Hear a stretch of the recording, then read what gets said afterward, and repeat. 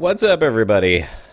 My name's Commander Josh Hawkins, and welcome to Elite Dangerous Livestream. That's right, it's for the Joy of Exploration Part 11.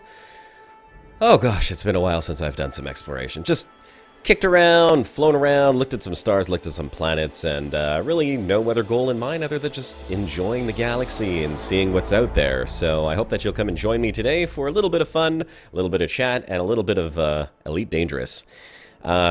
Hang on, I've got a little dog sitting on my lap, and a little bit of dog. Hi there, sweetie pie.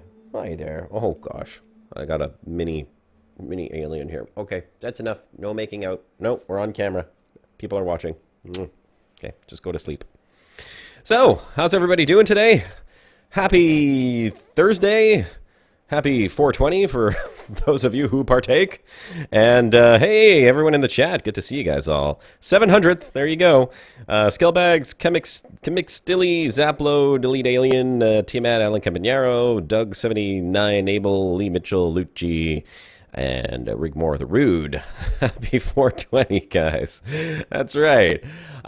We are not doing that type of exploration, unfortunately, but we will be exploring the galaxy, which is kind of like the same thing, right? Expanding our minds through galactic exploration. I had started... I'm loading up on my main account, by the way. Good morning, Commander Malik. Oh, there we go. Oh, right in front of a neutron star, too. I'm loading up on my main account. I am playing an open, and let's accept a couple of friend invites right there. I was heading straight upwards to the roof of the galactic core, and I'll show you where I am currently. Let's take a look here. I am, well, roughly 1,000 light years above the galactic plane, and if I zoom out a little bit, I am still kind of the same general area that I've been for the past, oh, who knows how long it's taken me to explore all of those systems that are bookmarked there. Several months. And I'm just going straight up here. We're going to go up as high as I can go, because I'd really like to see the view from the roof of the galactic core looking down and maybe get some really nice video capture there. Anyone who is logged into the game right now who would like to take a look at this area of space, I will show you exactly which system I'm in. If I get rid of these little lines. I am here in Foy A0D, AOD. I don't know if that's a 0 or an O. You can never really tell. Foy Aod Og O D7 1679. If you want to look around here and see if there's anything in particular that stands out to you, or you see a planetary nebula or anything like that that you'd like me to go explore, just go ahead and let me know in the chat, and I will try to keep my eyes on the chat and see what exactly is going on there, and go take a look at your targets, your destinations. Or, if you absolutely want me to see it, you can always tweet it out to me. And I believe my Twitter is at Commander Josh Hawkins. If you tweet me and tag me on the tweet, I will definitely see it, because I got my phone sitting right next to me, and it's a lot easier for me to get those than sometimes to see all the chat that's happening. Who dat guy? Says Grey Test. I wonder who it is. Nice name for a system. Really rolls off the tongue, right? Yeah, it certainly does. Here, let me try that one more time. Foy Aod Oj O D7 1679. That is real tongue rolling right there.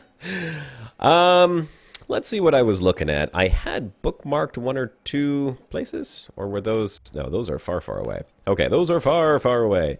But I am 1,000 years above the galactic core, and this area of space is full of interesting things to look at, so I'm going to aim upwards, if there is such a thing, in space. And I'm going to just continue going... Oh, my goodness. Klook84 has joined the Hawk Vlog. Thanks for the sub, Klook84. Although you scared the crap out of me, and I gotta go change my pants. Good thing you guys can't see below my chest. Right around there somewhere, I think, is where the camera cuts off. And now I completely screwed up what I was looking at, so let's try that one more time. Let's see if we can actually get this working the way that I want it to.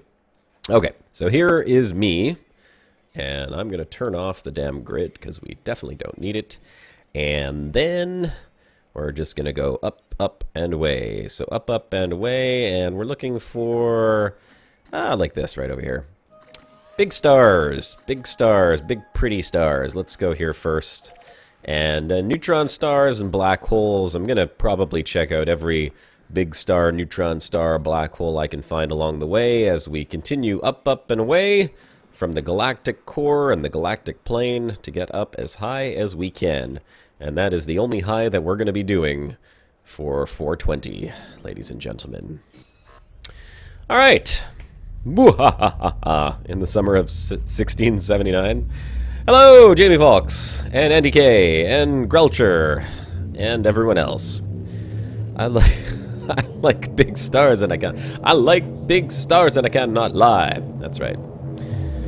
Great test. You silly man. You silly, silly man. Oh my goodness, I have so many windows open. I'm going to close down a few of these. Why do I have so many windows open? Let's close that. Let's close this one. Let's close that one.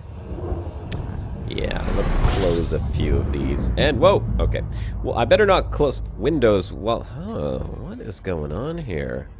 I'm getting a little bit of laggish. It seems to be losing frames. Someone tell me in the chat, please, and thank you. What is the key binding, the default key binding for showing your frames? I would like to see what type of frameage I'm getting right now, and I'm going to take a look at what I have open. Okay, that can definitely close. I got to close a few things here.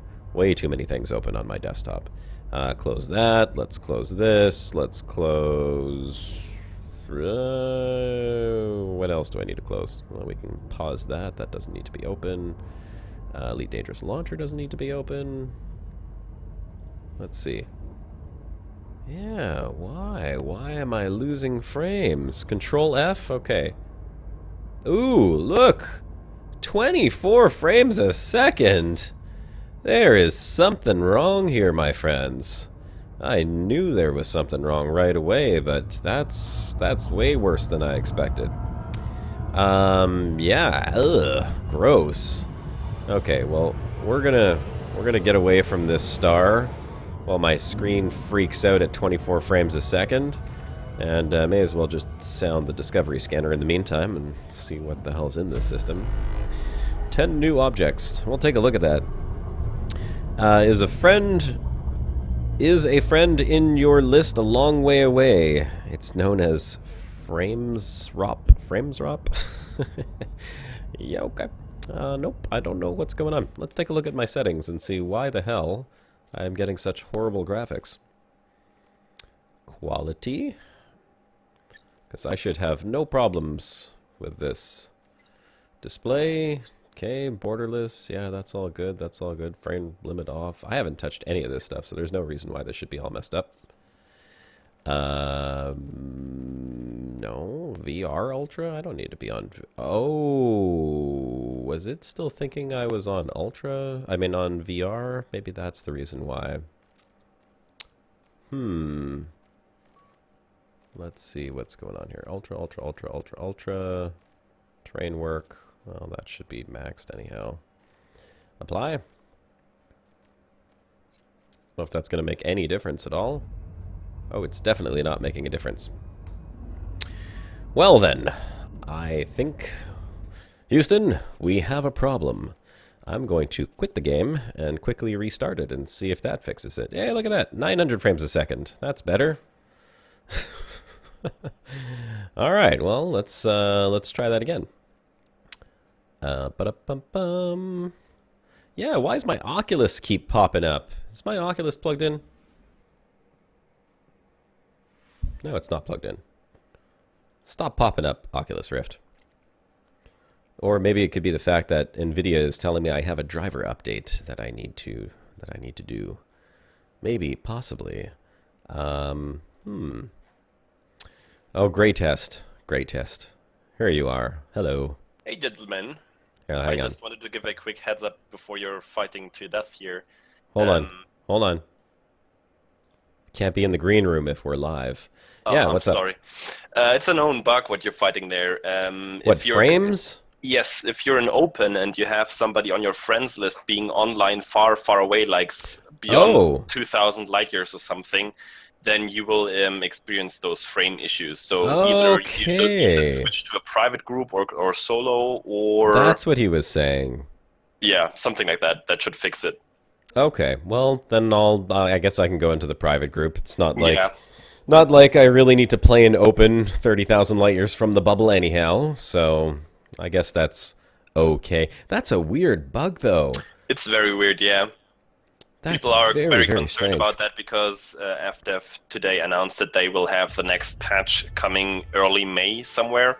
Yeah, and I did read some patch notes today. The event on the 29th will be before that, so people are now pretty concerned that these bugs might affect this event. And Drew is actually contemplating about delaying the event to a different date. But it's not yet decided. I think he has to make the decision tomorrow, and we will know more then. Well, I certainly wouldn't blame him for wanting to do that. I mean, that performance was but there's miserable. It will entail quite a big, it will entail more stuff in the background that it will be influenced if he was actually to move it to a different date. So it's debatable. Now, does that only happen on open? Because, I mean... Yes, the event will be in open. And that's it. I mean, you don't want to do the event in a private group because that kind of ruins It's right? a possibility, but you would have to get everyone who wants to take part into that private group. And you always run the risk of overseeing somebody and they're going to get, closed out. So I don't really think that's an option they want to pursue. Well, thank you for letting me know that, because now I'm getting 260 frames a second, which feels a little more like my usual. And that's with 2 other windows running video at the same time. So, yay, we're back in business! And that was a giant star that I never scanned. So, I thought I had taken a look at this system. Let's take a look at what's in this system. What are you up to? Ooh, a trinary. Ooh, look at this. Taking a nap, really, because I'm kind of sick today. I didn't feel really well, and I was just relaxing a bit and trying to recover. I'm sorry to hear that, Grey Test. I hope you feel no worries. It's okay. It's all right. But I'm lying in bed and enjoying your. I was lying. I jumped onto the computer now for you, of course, but just trying to chill a bit. Thanks, buddy. Coming and joining me with my McDonald's Fruitopia. I cannot watch you struggle here. It's painful. That was terrible. Terrible, man. It is, and it is kind of weird. I think it took people quite a while to figure out what was causing this as well. Well, yeah, because what would you expect? Why would you think it was your friends list that would be causing that problem, right? And I'm pretty sure that most of my friends are very far away from me right now. In fact, I see a lot of people playing in private right now and solo, so I guess that has a lot to do with it. All these guys that are playing in open, I mean, these guys that are playing in open and not noticing a frame rate problem, I wonder if there are people that are playing on 286 computers, oh, nothing wrong with my frames. They're exactly the way they always are. 20 frames a second, sure. Or they just don't have any friends. Oh, no, that's not true. They're on my friends list. They at least have me, okay? You guys have me. I am your friend. I was in open earlier as well for a short while, and I didn't really notice any problems, but I also didn't check if there was anybody on my friends list in open far, far away, so it just could have been lucky. I have a few people online right now. Not many of them are in open, though. Let's see, there's half a dozen in open, I think. I'm excited because the first system I jumped to has a trinary and what looks like to be a few high metal content. By the way, I am so intent on making tons and tons of money on this exploration account now, on my main account. So, I'm really excited because now I know that everything I scan is worth so much more money than it used to be. So you're gonna have to hunt those terraformables. Yeah, I have this renewed interest in wanting to explore and scan planets and stuff again. So, nice. I am excited. Yes. So you might, after all, make it to Elite when you come back. Well, I had a feeling I would probably make it to Elite before they made that big change, but I'm definitely making it to Elite now because I'm going to be doing a considerable... Actually, I don't know. I don't know. Now that I think about it, I do kind of have to get back to the bubble quickly-ish.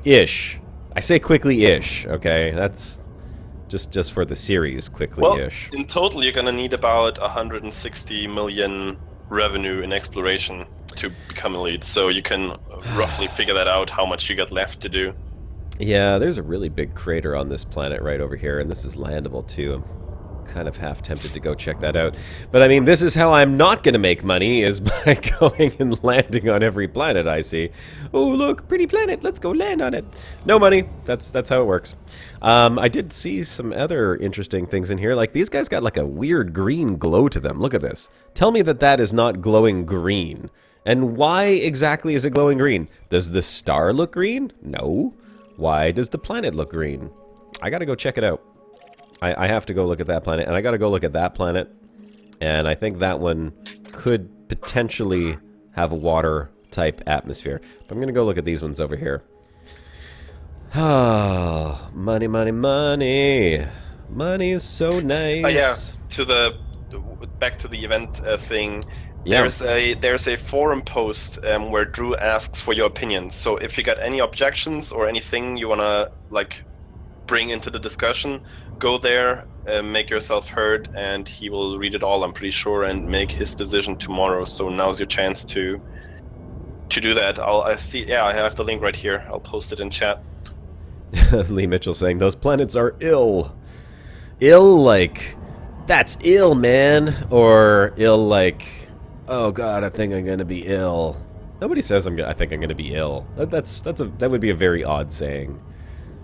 And Zapload saying he's seen those type of planets, the green planets, since 2.0. Really? Since 2.0? I have not seen very many planets that are green like that. Jeffrey Thomas says his stuff looked fine. Well, I hope your stuff looks fine. If you have green stuff, then you might have a problem. You might want to go get that checked. I missed it. If you guys have been talking about that 2.3... We did not. 0.01 release. No, we didn't. We were just saying that that is coming up in the next few weeks, and that they are probably going to be fixing this known bug of laggish, buggish. Hopefully so. Commander Plater? Hello, sir. Oh, jeez. I gotta look at my screen. I'm flying past things. That's not what this is about. It's not about flying past things. This is why I'm Commander 40%, because I'm looking at chat and flying in a straight line and not looking at what I'm flying towards. Just blame us, Josh. Way to go. Yeah, exactly. Way to go, guys. I will blame you, and way to go. Let's see if it actually is a green-looking planet. Where did you see Plater? I don't see him here. He's in the chat just above there. Malik's comment right over there. That is a high metal content. Let's see if it's actually got a green hue when you fly up to it. At least it's not invisible. That's good. Because that was so funny, though. Invisible planets are weird in every way. No, I can see this one. It doesn't look green at all. Not even remotely green. It looks like a normal old high metal content planet. It's nice looking. Nice and brown. External camera. Let's see here. It is a brown... I just heard a squeak coming out from the other room. Oh, actually, you know what? It does kind of have a little bit of a green tint right around the edges, like where the atmosphere is. What's the atmosphere composition say? That's a good question. Let's take a look at what this atmospheric composition is. Stop engines. She didn't actually stop the engines, but I'm going to pretend like she did.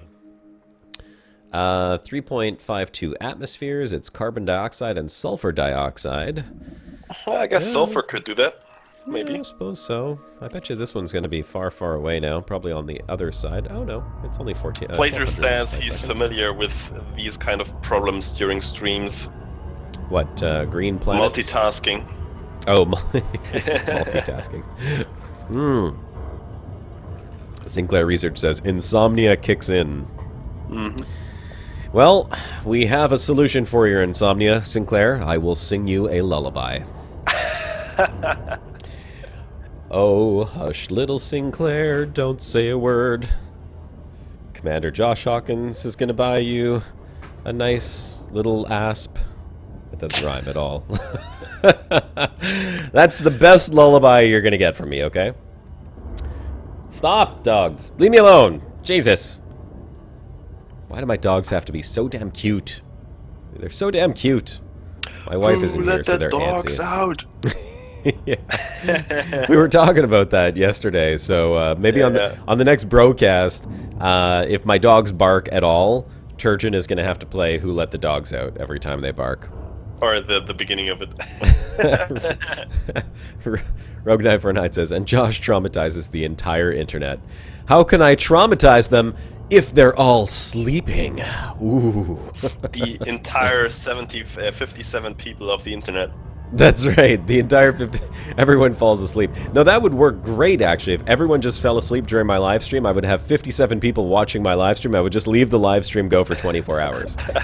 And just play ads over and over again. Yeah, just from time to time check back in and sing the lullaby again in case anybody woke up. Exactly. What? You're awake? Go back to sleep. Just mash your head on the keyboard randomly every so often so that you don't go inactive. Alright, 57 people on the internet at one time. It's a world record! Yes, it is. Massive world record. Give me some Hexyz now. That's a good one. What's Hexyz? That's the drug those people on the Zurara were given. Oh. Which makes them forget and then die. Oh, God. Why would you want that? Because you sang My to them. singing's not that bad. Very good joke there. Oh, jeez. Thanks, guys. Thanks. All right. I'm getting out of this system. That's the end of the live stream, folks. Good night. All right, let's go somewhere else. Boring system. Boring system. I was hoping that trinary would have been a little closer. You know, it's so rare that you see those trinaries where the planets are just like right next to each other.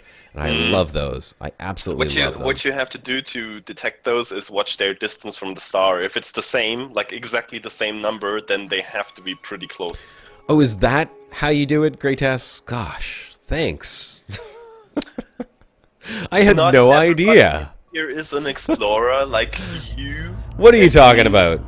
Who in my chat is not an explorer? Who here has not gone explore? Okay, well, I'm just busting your balls, Greytas. But I still want to know. I want to know how many people in chat are not explorers. Is there anyone who watches my streams or who frequents the broadcast who has not spent a considerable amount of their Elite Dangerous time exploring? Yamix. Yamix. Well, that's true. Yamix is not an explorer. He's told me that before. He's like, I am not... Oh, Marty Man is messaging me saying me. All right, well. We can confirm that, Marty Man. We'll see where you are. Hold on 1 second. Let's see. Can we see where Marty Man is? Actually, I don't know if I can see that in the PG. Yeah, we have a few people there. No. I won't see friends. Well, oh, wait, I do see friends. Dirk Durr. Nice name. Who? Dirk Durr. Who? He also said me. Oh, Dirk Durr. Durr. Durr. Durr. Dirk Durr. Dirk Durr. That sounds like a Klingon name. Usually, you wouldn't roll the R that much, but I kind of like to do that. You like to roll the R. Yes. Dirk Durr. Dirk Durr. None of these are landable, and these are all probably... Look at these yellow planets. I've never seen a big yellow planet before, but I think that's the light that's turning it yellow. Either way, these ones are not close enough to each other. Because as Greytas pointed out, you look at the distance between them, or the distance of them from the local star. Now, that doesn't always calculate to them being right next to each other. And I'll tell you why.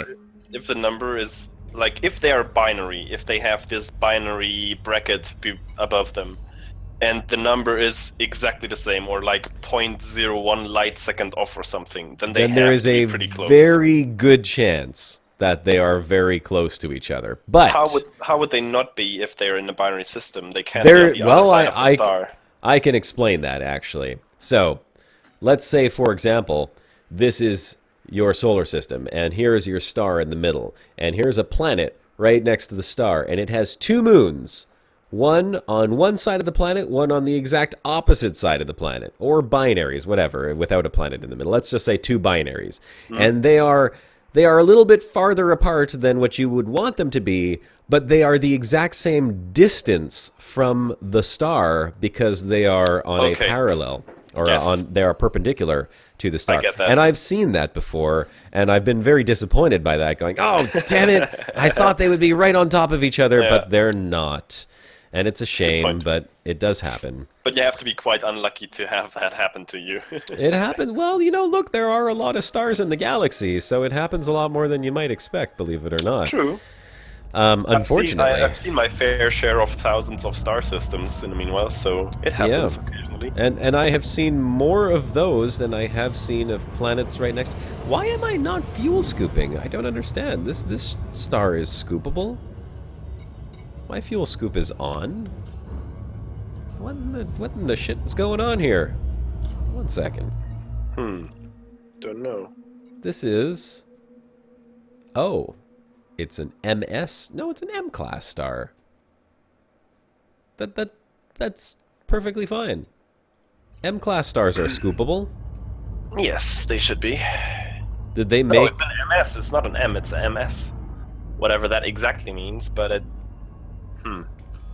It's an M-class star, but... I try to check a reference description of an M-class star, like jump to an M-class star on your next jump and see if the description is different. You know, that is interesting, though, because I don't ever remember seeing an MS-class star.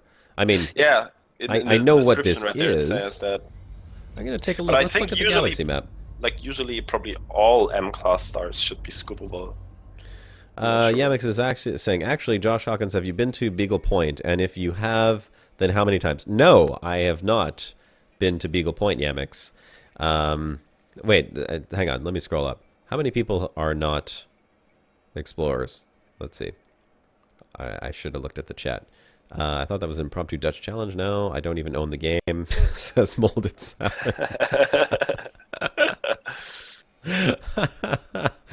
Never been past Sajay. Well, Lucci, that still makes you an explorer.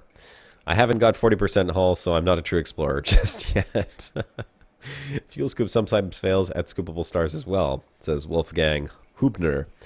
Yay, MS. Fuel scoop out of warranty?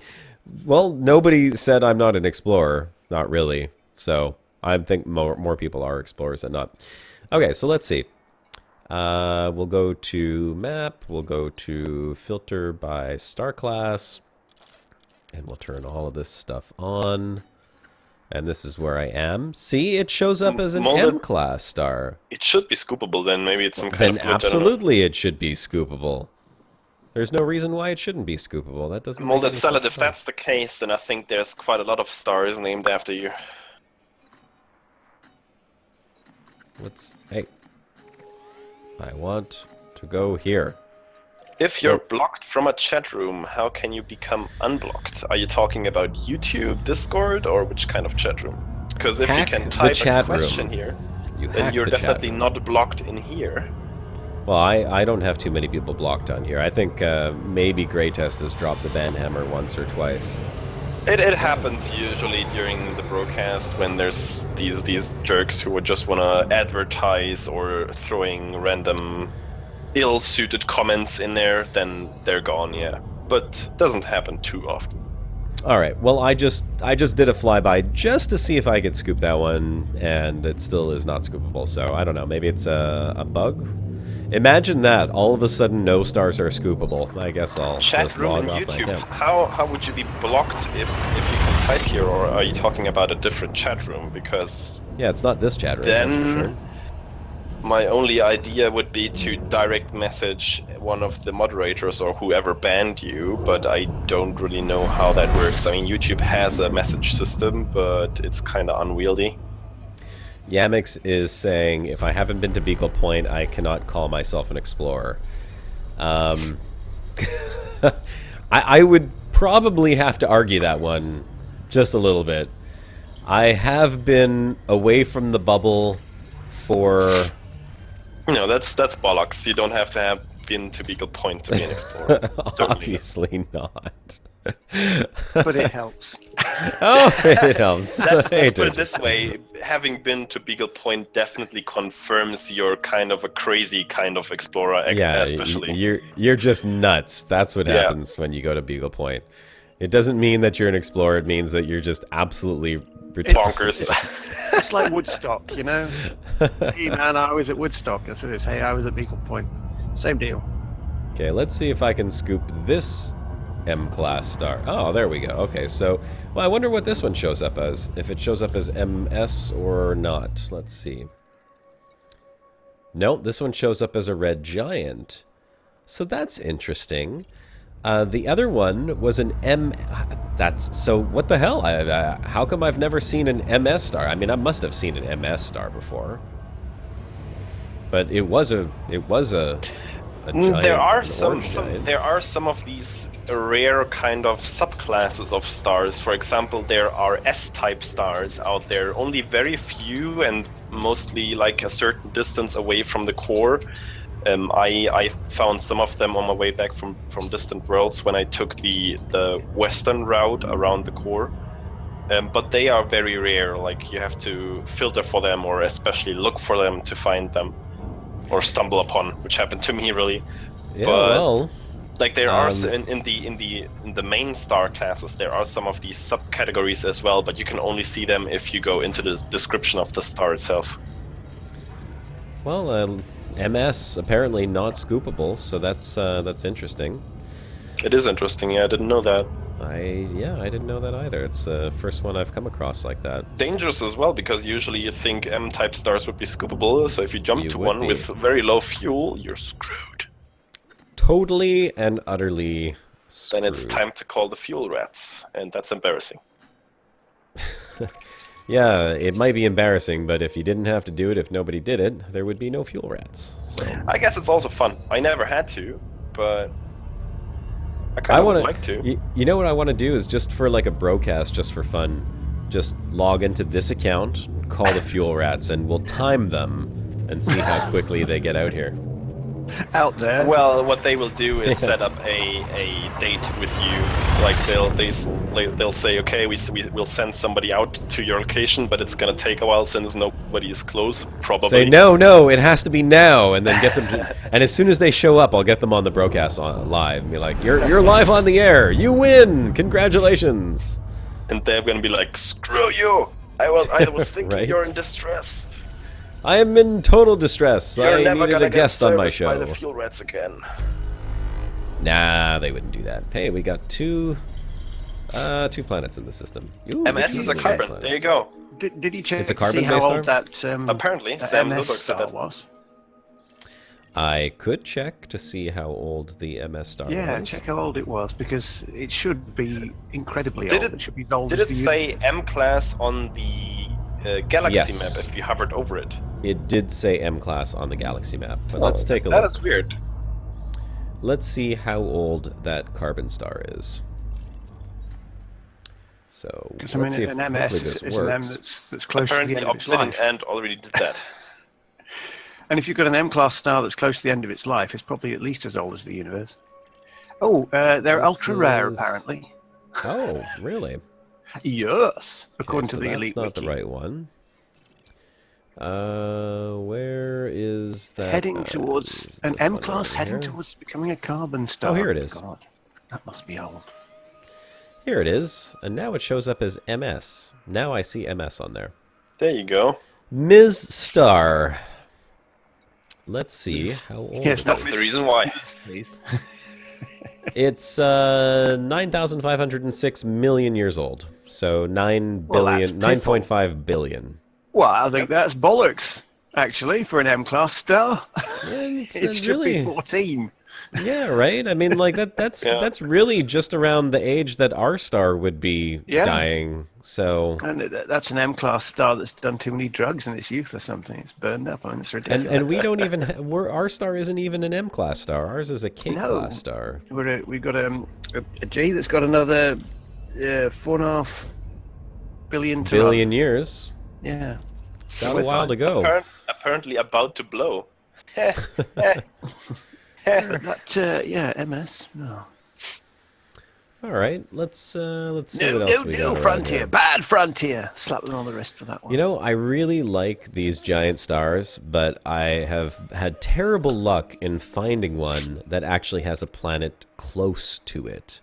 In fact, I have found very few with planets that are close to the giant star, and that's quite disappointing because they make for some fantastic scenery.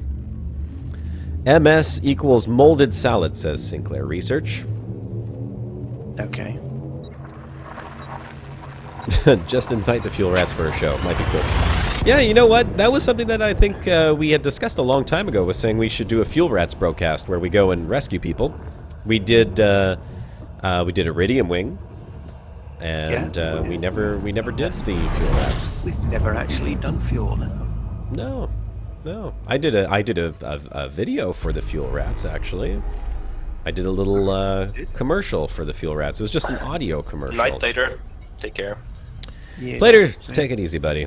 Have a good stream. Thank you very much. I will do my very best to have a good stream. I don't know what really constitutes a good stream. Leave you guys to your devices as well, because I'm feeling not too well. Okay, great test. Well, thanks for hopping in. You must it was a pleasure. Who wants me to sing Grey Test a lullaby? Please not don't. Grey Test. No. He wants to go to sleep, not have nightmares. All right, cheers, folks. All right. Take care. Take it easy, Grey Test. See you, great.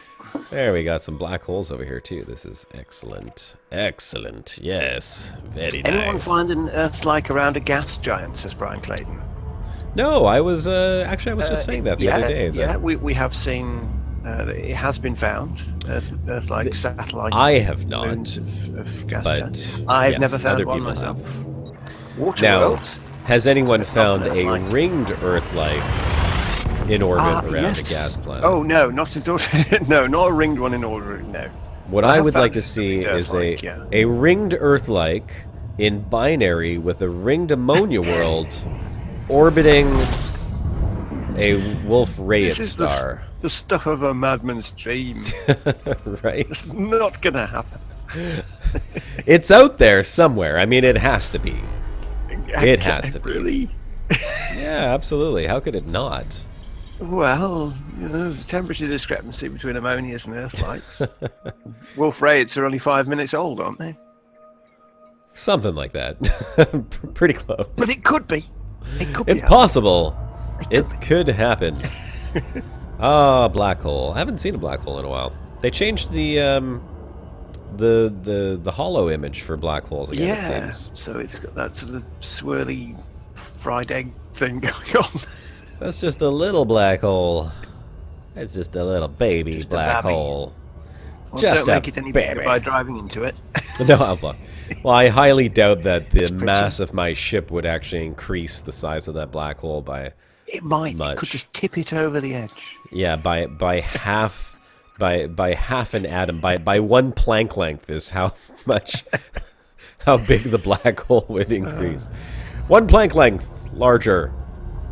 Pretty sure that's the size of a black hole, anyhow. Technically. Sweet. I have found a few ringed Earth-like, says Lee Mitchell. Well, you lucky bugger. I have never found a ring Earth-like. Have you never found one? I found 2. One of them might even have my name on it. I don't know. JJV There's one in Fatisimi. 18, episode 18. JJVTHST, I can't even pronounce his name, says, technically, you have never seen a black hole. Technically. That is true. Technically. JJV, that is me. Don't you see? Oh, Randy Snow has joined the Hawk Flock. Thanks for the sub, Randy Snow, and welcome to the Hawk Flock. Welcome to your doom. Oh, there's I haven't got nothing the in here soundboard again. on at the moment. Just another black hole. Alright, let's go find some more. We're hoping to find a black hole or a neutron star or a giant star with something orbiting it. Is kind of Rogue's what I'm... there saying he loves leaving his ship open for multi-crew and having non-explorers join him and freak out about how far from the bubble he is.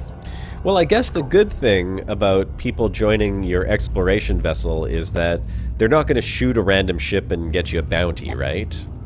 Yeah, especially in my ship, because I haven't got any guns. Oh, that's true. Well, they've got true. proposed changes coming up to that now. Did you see that about the multi-crew changes? I saw some As and when changes. they I was do reading some changes. 2.31, which isn't 2.301, which is the hot fix that we'll be getting as and when we get it.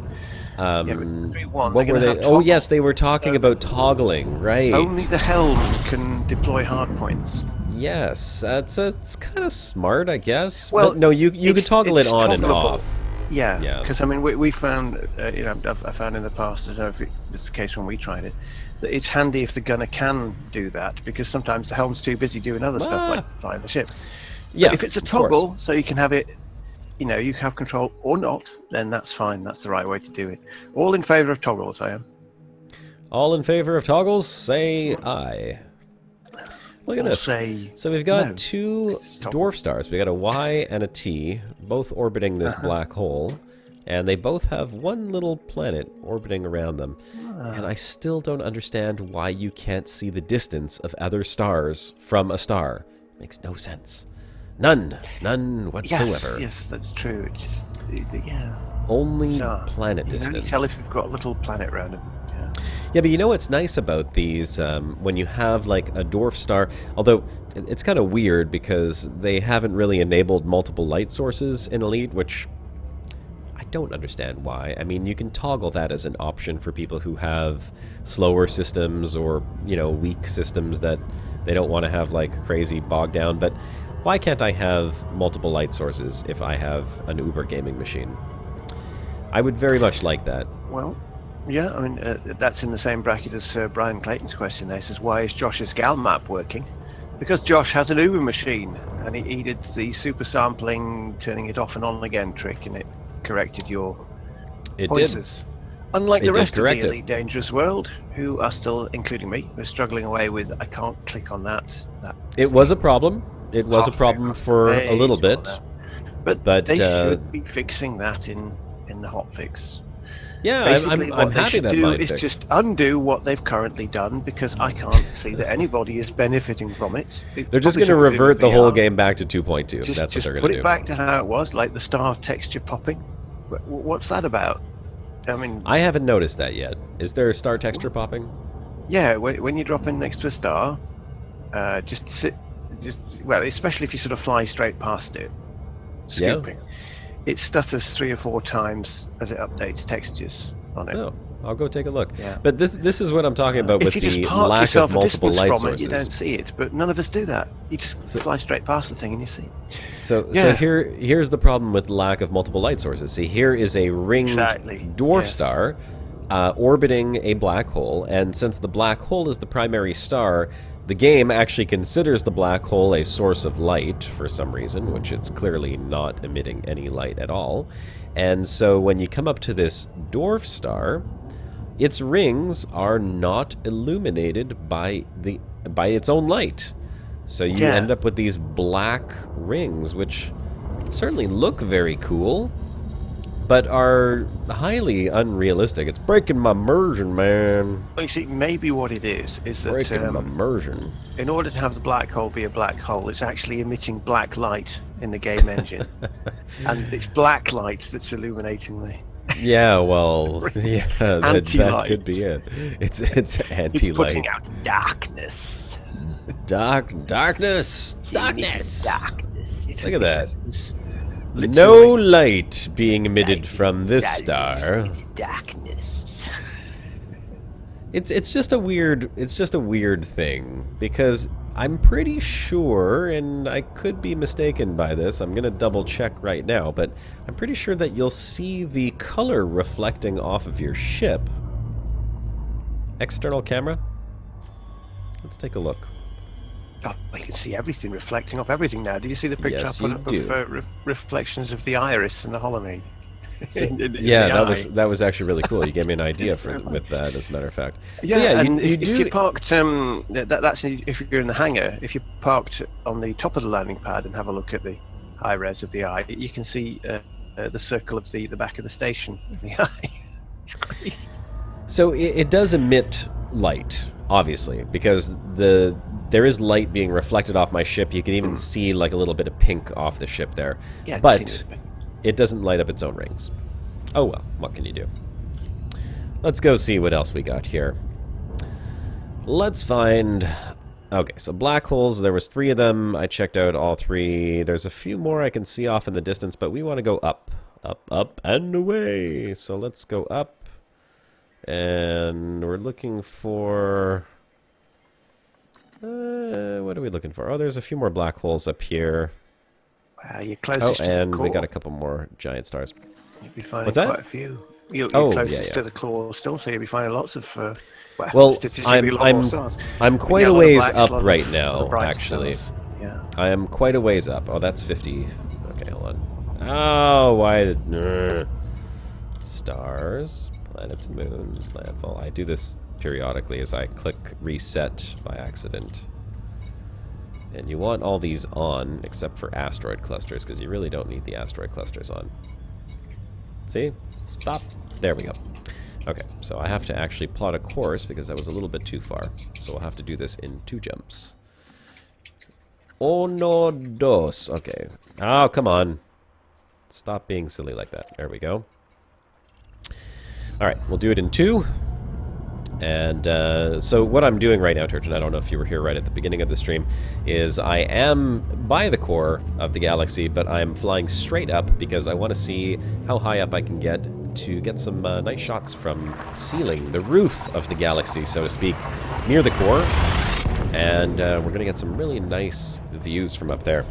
And I'll probably be able to get up there at some point during this stream. I have a good hour and a little bit to play before I got to go pick up the wife from her French lessons. So, I will plot a course a little bit higher and we'll jump along the way. French lessons? What are you talking about? Yep, my wife needs French lessons because she does not speak French like I do. Oh, yay! I was just saying, too, how I very rarely see stars. Oh, damn it. Damn it! Damn it all to hell! I completely forgot that I didn't just jump to the giant star, and I'm like, hey, look, there's a little planet, it's landable, and it's 10 light seconds away! Yeah, hooray! And it's not the giant star at all. Yeah. Oh, well. Oh, well, I got excited for nothing, but I will scan it since it's right here. In fact, there's a couple of them I can scan that are right here. May as well get the scan data for those. Gosh darn it! Always bothers me when that happens. How far away are these? 719, 912. We'll check. No Earth-likes, no water worlds. Nope, nope, nope. Nope. That, I'll go scan, because that's a high metal content. That's just 52 light seconds away. And Yeah, well, these these ones are days it's pretty worth it. darn close. Yeah, that's it, right? Absolutely worth it. May as well. If it's We'll find out within where that sort one of is in just a decent second. scanning range of your drop-in point these days. The darn hat key on my joystick has just become like oversensitive now, and I have to tap it ever so slightly to get it to go down 1. If I tap it a little bit too hard, it's like 1, 2, 3. Oh. That's nearly as annoying as the depth of focus control in the camera suite. Yeah, right. Which I've got it bound to the arrow keys, and I'm pressing. You go press and hold, press and hold, press and hold. You have to sort of like hold it for in your mind exactly the right period of time, because if you go 1 microsecond over that, it goes, oh no, and it's like an extra 25 meters it's stuck on, and then you have to sort of crank it back. They Oh, need to darn change it. that. They I do. just They realized need I to do not have Captain's Login turned on. Better turn that on right now. Scalbag says, are you going to go to Jack's to sell scan data or wait till you get the whole way back to the bubble? I suspect some kind of stop-off is in order because 40%. Yeah, but I'm not sense, so really. worried about Just a the pit 40%. stop. It's I just mean, a pit stop. You can stop yes at and no. Jack's or one of the Next stations waypoint. en route. Truck stop. Make Get a the jump. burger. Pint it, you know. Jumping to light A beer. speed. The burger. I suppose I could get some Jack's Get Quinention some hull still. repairs. You could sell a page of data while you're there. And You just know, keep the rest for leveling is up a- engineers back in the bubble, because that's what it's handy for. There is a good reason for me to stop and repair at Jack's, but I can't talk about what that reason actually is. Without spoiling anything from my series, Well done, but then. but I think Oi, I what's don't that know. Greatest doing in the chat? I thought he'd gone to bed. Get out of the chat, He Greatest. did say he was Off with you. going to bed, didn't he? He just doesn't want to talk. Screw you guys, I'm going to bed. Yeah. Let's see what we got here. Nothing close. It's all relatively far. 447. JV, that is me. Says, finally getting around to listen to the Reclamation audiobook while venturing out to the new format outside. Are you going to get involved with the new event? Maybe. That is an excellent question. If One I which do, it'll only be as multi-crew on someone else's ship because I'm usually busy somewhere else. and I think Is I that a will. whiz world out there at the extreme? Looks like a water world with an ammonia atmosphere. Yeah, it looks like a water world. All right, I'm going to actually fly Which out there. I'm convinced, by the way, are tied in mathematically to ammonia worlds that don't apparently have an atmosphere. You know, you've seen them. Yeah, of course. They should the, have an atmosphere, but they atmosphereless don't. ammonia worlds. They look like a sucked Malteser. You know? They don't have any atmosphere on them. And I think that these water worlds that have an ammonia atmosphere have stolen all their atmospheres mathematically. Someone's stolen the Forge. atmosphere. Yeah. What are they doing with our In the Stellar atmosphere? Forge. Yeah, just ask Tom Cruise. You know, Oblivion, all that. Water thieves. Hey, why? Oh, okay. I was wondering why all the icons disappeared from the chat. There we go. Aquatic Borealis says, I bought the same audiobook, have to listen to it. Yeah, you know what? I should buy the audiobook as well. And we need to... I have not forgotten, one of the commanders that participated in our broadcast has actually won a autographed book from Drew Wagar Yes, when the that's book right. comes out. So we haven't forgotten about that, but it's probably going to be a little while until his book is finished. Mm-hmm. Yeah, here's the thing, just on the subject of that and delays and that event going on. Drew's put up a thread on the main forums, I could probably find a link to it if people want it, asking whether people want a delay on the event, which is supposed to be on the 29th, because of these ridiculous bugs that are exploitable at the moment, like endless missiles and such, which could kind of make a chase and bounty endeavor something of a nightmare. Well, if you want to post it, post a link to the I'll forum. find the link. Yes, I'll find the link. Now, Put the forum from link in my here. perspective, I'm We were perfectly talking about it happy with earlier. Yeah, him too. Yeah, Great has mentioned that postpone it. before. Oh, was he? Right, I missed the start of the chat. Yeah, I mean, I'm quite happy for him to delay it because for me, this falls under the category of if I was reading a novel, I put up a post on the forum saying if I was reading a novel and suddenly half of the cast of the novel got wiped out by a nuclear weapon that hadn't been mentioned in 200 pages previously in the book, I'd be a bit pissed off. It's total Deus Ex Machina going on. And that's I think that the what bigger happened problem, though, here. is the game performance right now is what... Oh, well, yeah, you have when I friends first and you logged get in, FPS hits. yeah, I first logged in, I had 25 frames a second, which clearly is not what my machine is capable of. I I saw normally your get machine 200 frames a sticking over second. at 200 in the corner. Really. You had to great on, yeah. So that was a bit of a surprise to me. I've never seen that before, and I thought, hey, maybe it must be something I have open on my computer, but I didn't know about the bug. And then Greytest said this is what it is, fixed it, and it's gone. But that's what they were talking about, is maybe delaying the event because it has to be an open, right? It has to be. Yeah. It wouldn't work in a private group for an event like that. Yeah, so I mean, I think it's common sense to delay it.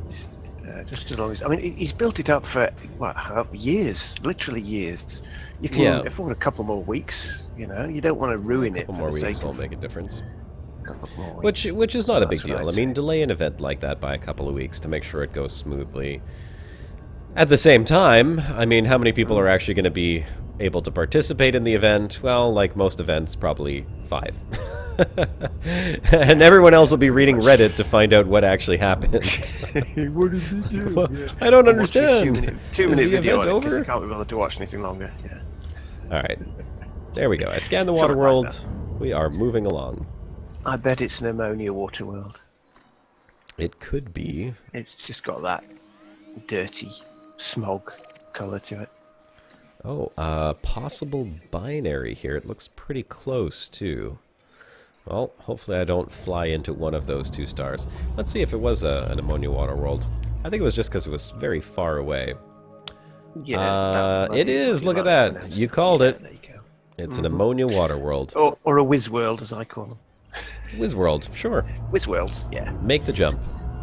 And I do wonder Jumping to light speed. that it is related to the atmosphere of some ammonia worlds. It's too coincidental in the Stellar Forge mathematics that you have ammonia worlds with no atmospheres and water worlds with an ammonia atmosphere. It's just too coincidental. It's a little weird. I mean, Stellar Forge is far from perfect. It has its eccentricities. Yes, it does. Like you saw that transparent planet. Yes, I did. I saw an invisible planet the other day, which was rather interesting.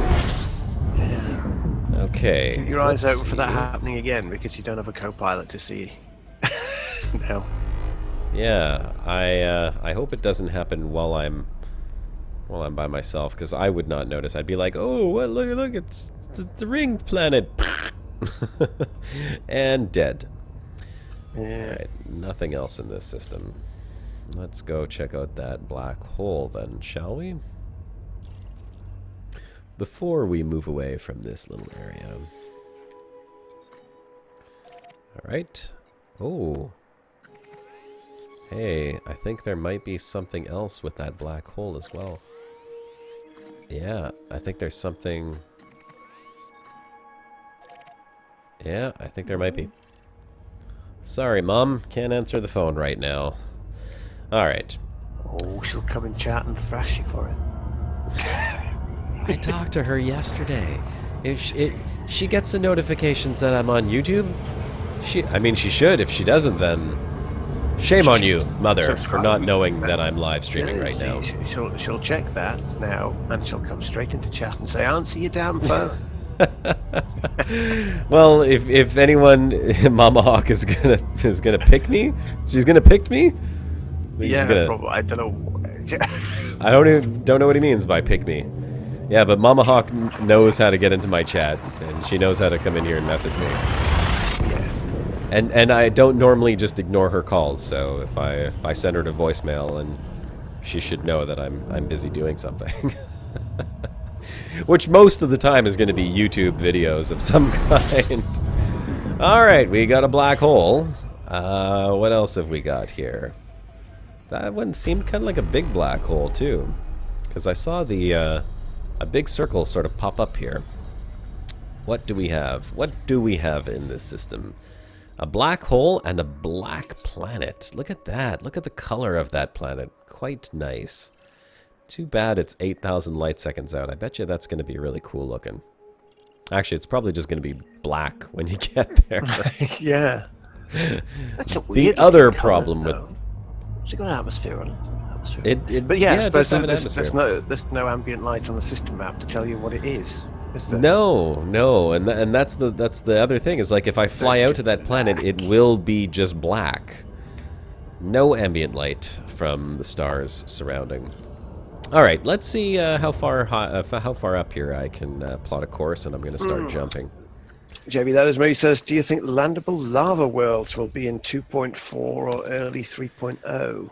Oh, I sure hope so. I'm going to go with yes, because I think that before they go to Season 3... There's other stuff to come in Season 2. There's there is other stuff to come in one more Season 2. thing, isn't there? There's 2.4. It could be full-on alien invasion too. I mean, that is possible. With they are kind of leading up to it, right? Yeah. So there is that possibility that 2.4 could be alien invasion, with like full-on alien war. But I have a feeling as well that they should be adding in more surface features. I'm sure we're going to see a lot more of that as time progresses here. Well, it's a hell of a thing to do, is that, when you think about the mechanics of it. Because I mean, it's easy. No, it's not easy. But I mean, it's a lot easier to have the flat worlds that we've got at the moment, that are just like surfaces with canyons and things like that. But if you're talking about atmospheric worlds... No, we're not going to see atmospheric weathering, worlds. you're talking Not in about 2.4. caves. Oh no, not going to see that till much later. Yeah, not till much lava later. worlds. Although they're going to have to get on it soon. I mean, look at Star Citizen. Well, mind you, Star Citizen's not out yet, but they're talking about planetary landing in their 3.0 update, which is coming soon, right? So Star Citizen is actually going to have landable planets in their playable demo of a game right now. And that'll be very interesting. I'm actually excited to see what the planetary landings are going to look like in there, because, you know, how much we want atmospheric landings in Elite Dangerous is... It's amazing. Like, it's going to change the game once you have atmospheric landing. But I think with Elite Dangerous, they want to make sure that when you land on an atmosphere planet that you actually have things to do. And that's kind of where they are stuck right now, is that everything is procedurally generated in Elite Dangerous, and they have not figured out a way to make atmospheric landings fun other than just dropping into the atmosphere like you do on the atmosphere-less planets right now. Marty Man, take care. You have a good one too, bud. So, next waypoint. Yeah, crashing into Dagobah worlds all over the place. Yeah, and I'm sure that plenty of people would be just fine if we had atmospheric landings with nothing to do on the planet, but there's going to be a large majority of people who would complain about the fact that there's nothing to do. And, you know, that's you can't please everyone. It could well be that in the genuine galaxy out there, if we suddenly had fast and light drives dumped on us tomorrow, and we went out there looking at planets, we'd get bored with them very quickly. We don't know. It might actually be like that out there. All the time you go, it's the same, they're all beige, you've got rocks on them. See, JJV is saying lava worlds would be a good transition, and I agree. It would be a good transition. It'd be an excellent transition.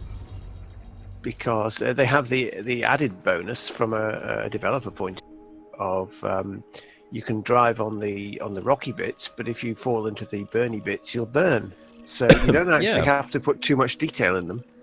Well, if I'm not mistaken, did I not read that there is going to be damage now from lava and fumaroles? It sounds yeah. I seem to recall something along those lines. Did I read that in the 2.3 patch Gray doing? notes? Gray's hijacking your stream. Everyone watch this now. Okay. All right, I'm watching Gray Test. Hold on, I'm pulling it up. What is it? We've watched Omar. We've watched Omar the Star. Oh, is it Omar the Star? Yes. Oh yeah. Go watch Omar the Star. Watch where it, did but it you go? don't actually have to watch it while you're watching, Josh. Oh wow. Okay. I don't know what I just did to the YouTube chat. I messed it up. It's going crazy right now. Yeah, if you haven't watched Omar the Star, Commander Ascorbius is another YouTube content creator for Elite Dangerous. He does some fantastic, oh my god, funny videos, like it leaves me in Backs stitches. himself into a corner with endless lip syncing. He's a masochist. He's a lip syncing masochist. The amount of computer graphic work or like just editing that he has to do, post-process editing, it's unbelievable. Even just for that Omar the Star thing, like just to make the ship talk and the eyes and the expressions and everything. Glutton for punishment. So damn good. He's got a very quirky sense of humor too, because and he doesn't have like a sense of humor. Yeah, but I like that he's doing it in sort of like they're not connected, you know, like you and I and Shibuka, you know, we have like connected stories. Yeah, and he's got these He's got these one-off, which is always fun. Great. Which is great because, you know, he could do whatever he wants to do, you know? Each one is, he doesn't have to follow or pick up from where he left off. He could just make his own sort of slapstick skit. It's almost like watching Saturday Night Live, you know? Yeah. Elite Dangerous Saturday Night Live, that's it. Yeah. But I said he's made a rod for his own back there by doing that lip-syncing ship thing. But people are going to expect Thomas the Tank Engine in space now. He's had it, that's it. They're not going to be happy until he comes up with a series of lip-synced ships. So good, though. Next waypoint. It is. Make the jump. Yeah, there are quite a few of the ships actually do have faces. Yeah, they certainly do. As I've done that one with the Asp, with its long eyelashes and lipstick. But yeah, quite a few of them do have faces. Well, Turgeon, Molded Sound says, Turgeon, your technical terms are losing me. Oh, and Turgeon, I had a comment on one of my videos today that said, and get that Turgeon to make more episodes. Yes, that damn Turgeon's not making his episodes, is he? So I'm pretty sure that I said that you are making more episodes, because that's all you have to do is make episodes. I've got some raw footage sitting there, and I've got a script mostly worked out. It's sitting there, so it's not going nowhere. It's there. It's in the pending folder. SSJQNY has joined the Hawk Flock. Thanks, SSJQNY. And welcome to the Hawk Flock. Can you give us any sort of hint as to what might be coming up in the next Turgeon's Travels? He's in the bubble. Oh, you know what the guy was saying? I kind of remember now. He said we need more science guy. That's what he wants. There's not any science guy in this one. But being as how it's back in the bubble now and all things have changed, there's certainly nothing to stop having an entire science guy episode. I do have one considered. I might sort of bump up a bit in the setting. Yeah, I think this. I think more science guy is in order though. Yeah. Science man. Science man. That's what you should have named him. His name should have been Science Man. Well, he doesn't actually have a name. Technically. Yeah, but I mean, he's always saying we Science said he Man. should be called Bill, didn't we? Bill. we could. Bill. You know what we could do is we can hold a vote on the broadcast and see, like have the bros vote for name the science guy. Name science guy. So like when you do have finally an episode for him, Sindri Fagerhall has joined the Hawk Flock as well. Thanks for the sub, Sindri, and welcome. Yeah, so I think that's what you should do is we'll do that on the broadcast when you are finally ready to name science guy. We'll get him a name. We'll put it to vote. I'm sure the bros will come up with a good name for science guy. They sure came up with some great faces for Commander Josh Hawkins. Come on. True. Why is Turgeon in the second seat doing science, man? You want to join me in the second seat, Turgeon? Well, I could be. I've got my alt account there at the moment. It's because you are welcome to come and join me. I don't know if it would be terribly interesting, but not particularly. not particularly. I'm not into a planet, you know. Well, you could certainly warn me if I'm gonna fly into something without having to watch the live stream and be like, Josh. No, I assume you usually are, aren't you? I'm in the private group actually. Oh, you're in the private group? Yeah, just because of the lag issue before the frame rate issue. Of course. Yes. I'll sort that. Hold on. Josh, if you have the newest HCS voice pack, try the command Engage Explorer Jump. Now, I don't have the new. I have not updated my HCS or my voice attack since I got it the very first time, because I kept worrying that if I changed something, I would lose all of the voice commands that I spent literally days programming into it. So I never did that. And Shibuka told me it's not that big of a deal. You export it and then update it and then re-import it and it overrides everything. So I should, because I know that now there's like multi-commands and you can like control the panels and stuff with your voice, and I never have been able to do that, but Really, all I ever do, I mean, like, I just go jump, stop, jump, scan. Don't really need all that much. But what is an engage, explore, jump? I mean, what would that actually do? You have to let me know in the chat what engage, explore, jump would do, please. Because now I'm curious. Who knows? I know, right? It's a bit crazy. So what do we got? We got a high metal content, and this one's going to be a water world. Are they terraformable, though? Because that would make them certainly worth a little bit more money. And I like my credits. Yes. I'm there on my alt account now if you want to. Sure. Hey, there we go. Terraforming candidate and terraforming candidate. 24,387.95 light years away from me. You know what? Let me just see if this one here. Okay, so Volshak, invite to crew. Let's do some piracy.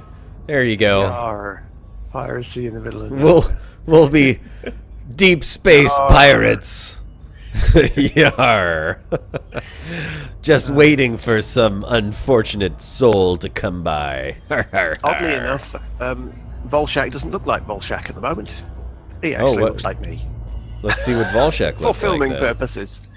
Hey, there he is! He looks like Turgeon. What a surprise. He does look like Turgeon. Yeah. My goodness. What a handsome fellow you got there. Not like me. I'm covering my face with a mask. Yeah, that was necessary for filming purposes. That was also But he'll get Volshak's face back later. 3 guys. Yep. Next waypoint. Next waypoint. Make the jump. Jump into light speed. It would be really nice if I could just... If I could just take my hands off the stick and be like, yeah, Turgeon, just jump us to the next system. I'm going to go grab a beer, you know? Fly for a bit, would you? Yeah. So what does he say? He says, with the newest HCS, I explore without touching the throttle controller. Okay, that's interesting. It throttles down. What? It throttles down? What do you mean? I got to scroll up. Oh, I guess what he means is like when you jump, it automatically throttles down after the jump is initiated. Oh, that's handy. Because, Could be handy. Because, well, I mean, for new explorers, for anyone who's explored any considerable amount of time, it's just like muscle memory now. I don't even think about it. Yeah, it doesn't matter what ship I'm in, I automatically hit the discovery scanner when I jump into a system, even if I don't have a discovery scanner. Yeah, that's true. I'll pull that darn trigger every single time. Yeah. But it's more like the throttling down so you don't fly into the star. But just routine. I love that ladder going up to the upstairs. What, behind you? We could do something with that, yeah. Probably could, actually. But we don't... I don't think there's an Aspen 3 guys. Is there? There can be. I mean, there could be. Not at the beginning. In fact, I don't think we have. Annex that bit of footage for something else. That's what we did. Yeah, I don't think we've got one written into any of the scripts that I recall, at least off the top of my head. Not yet. Yet, maybe season 2. You're gonna fly right past this. Pew. See, you're supposed to tell me I'm going too fast. What's the view like from down there? At my tiny cockpit. Strangely small, actually. Really? Because there's no the roof is like a roof. It's not glass, but I can look down and see glass down the sides. It's actually not unlike being in a TIE fighter cockpit. When I think about it, it's got the same sort of hex pattern around the edges. So next waypoint. If I had green lasers, I'd be going pew pew pew pew pew, TIE fightering away. Would be very cool if there was some type of scanning lasers or something, you know, like long-range scanners that could be used by a crewmate, but you'd have to like aim it at the planet. So if the if the helmsman is flying the ship all erratic, you'd have to keep like aiming it at the planet to like lock onto it. But you could do that from any distance as long as you have it targeted. So Challenge. yeah, it'd be a bit of a challenge, right? You get a mini game out of it, which makes it fun. Yeah, so throttle to 0. Scan these planets. Let's see what we got here. Ooh, I like this one. Oh yes, and these are. Oh, this is a beautiful system. See, this is a money-making system right here. Binary, and then a water world at the end with another high metal content. And these are probably terraformable, I would guess. What is this? Oh, that's cool. Just looking behind you there, there's an artifact of your jump I can see. You probably can't, because it's one of these things that's probably unique to think. And it's stuck to your ship. There's a visual artifact of your jump. Ah, that's cool. Never seen that. Let's see. I'm gonna get some footage of that. Oh, sure. I'm gonna get some footage. Yes, I can have to start with this It's one. like some swirly anomaly in space. It's exactly what it is. Swirly anomalies. So I'm curious of anyone watching right now. How many of you guys are planning on participating in the Control-Alt-Space competition? Anyone? Anyone at all? And if you are participating, if you want to share, I'd love to know what type of idea you're going to be doing. I don't know if people want to share that type of information. I will be participating in the Control-Alt-Space, and Turgeon is as well, and Shibuka is as well. Although I'm not sure why anyone else would need to. In fact, everyone should just stop right now, because my video is going to win. Oh, I would love it if it did. Yeah. But there's going to be a lot of people entering into that. If I actually bother submitting mine. Hey, this is interesting. The pilot shot of you, which would be the fourth camera normally if you're in the pilot seat, but from my perspective, from the shot of you is huge. It's right in your face. It's up in your grill. Totally. I didn't want to overshoot that. Commander Machine is saying he will if he can get his depth of field and blur working. You know, the depth of field and blur are tricky. It's a battle, isn't it? It's a battle. It is. It's tricky.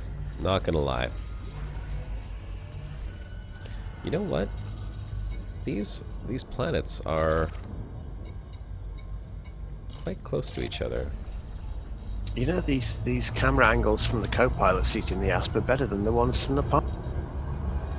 Jealous. Are they? I'm curious. When you go to the debug camera, do you see, like, I guess you obviously you can't control the ship from the debug camera, but I mean, do you have full control? Like, what happens if you don't get to lock onto world and stuff? Which one does it default to when you when you're in the camera suite? Right. I hop outside. I've got enter free camera, and it doesn't have any other. Let's see. I've got ship controls, but yeah, I press that and it's not going to do anything. Imagine you click it and all of a sudden my ship starts going crazy. Yeah. Oh my god, you hijack people's ships and just fly them into stars. Yeah. I can't disable the scroll locking either. Let's see if I lock it to... I can't lock it to world. Oh, I can't because you're in Super Cruise anyway, so can't. Yep, that's it. But I can't change the scroll. I've just got camera movement, basically. That's not bad, though. Okay. Commander Elventree is saying, haven't heard of it yet. I think he means, what is it? Shibuka's going to beat everyone hands down, says Great Task. Elventree, were you asking what the Control-Alt-Space video contest is? Or were you asking something else? High-res screenshots, jumping around, Hall hyped up photographer with ADHD on speed. Yeah. Yeah, that's what it's like sometimes. Until you realize how big each one of those screenshots is and how little hard drive space you have left after an hour of taking them. Like, why is my computer so slow? I don't understand. How come I have 3 megabytes free on my drive? I've killed off just a lot of footage, old footage of mine just recently, because I saw that I had like 99 gig just sitting there in a folder that I wasn't using, and I'm going to use old footage now that I've got this new camera suite. Yeah, well, I realized how dumb I was. Killed off 20-30 gigs worth. I deleted a year and a half worth of video, and I was like, I don't need all of that old video now. I've got this I got the new suite, yada yada yada. And then I was like, hey, you know what? I could really use some footage from one of my old videos for this particular shot that I have here. And I go looking back through my Premiere Pro files, and it all, file missing, file missing, file missing. I'm like, oh my god. No, I deleted all of the video files. All the good stuff. Yeah. All the good stuff. In fact, I think I deleted some footage that I wanted to use of what's supposed to go into part 20 of my series. Yeah, oh dear. Well, what I tend to do with mine is the footage that I actually use in an episode, I stick in a folder on a backup drive with the finished video and everything. It's like everything that went into making that episode goes in the folder. The sound files and all the videos. But that's what I do for everything else except for the video. I haven't used for anything, and it's just sitting there eating up space. You know? Yeah, it's just stuff I that do that for everything except for the video footage, though. Because the video footage, I mean, like, I can have one clip that's 30 minutes long, and I only need 5 seconds from it, and I don't want to copy that into the folder, because then if I ever want to clean it up later, I have to go into each one of the folders individually and clean it up. Exactly. So I keep it all in one big folder, but my 2 terabyte hard drive is actually almost full. I have 170 gigabytes left. Yeah. And that's after cleaning it out probably twice now, so... It builds up astonishingly quickly, it really does. Yeah, really does. Especially when you're capturing footage non-stop, which is what I used to do. Nowadays, it hasn't filled up too quick. Ooh, here's another beautiful system. Look at that. Oh, look at that! Water world and an ammonia world, binary. No. Yes. You was just saying that, and I was saying no, that can't happen. They're not ringed, and it's not an Earth-like. But how is that? How does that happen? How can that? I mean, the temperature difference between the two should be prohibitive. Well, I mean, it could have migrated migrated in. Unless the water world is in actually an ice world. Yeah, who knows? You must scan both. Well, obviously I'll scan both, but look at that. And Bob now. And the water world has a moon that looks like it could be a metal. It's hard to tell. Well, it's an atmospheric moon, isn't it? Well, it's an atmospheric moon for sure. And I'd probably want to grab those, but they're way too far out. Those ones are going to be off over there, aren't they? Yeah, they are. Oh well. It's the only problem with these bright, hot stars is that all their planets are quite a ways out. You get some very nice, like, water worlds and at least Earth-likes. out. Yeah, you do find them. I think generally with a bit more frequency around the F and the class. A class. Yeah. Yeah. Always F is the best one if you're looking like for water worlds. 1200 light seconds out, and you go, I can't be bothered. Not when you're sort of skipping from system to system. That's the problem. I mean, but if it's an Earth-like or a water world, you're always bothered. You might say I'm not bothered, but you're always bothered, and you go and scan them anyway. Oh, I'll go either way. I mean, if it's an Earth-like and it's 200,000 light seconds, I'll still fly out. Yeah, that's the exception. I'll fly any distance to an Earth-like. That's the exception. But it's got to be distance. It's got yes, any distance, absolutely. Even if it was a Hutton orbital distance, if it was an Earth-like world, I would fly out there. But a water world's got to be a binary if it's at that kind of distance for me to bother. Binary water world, I'm just not going.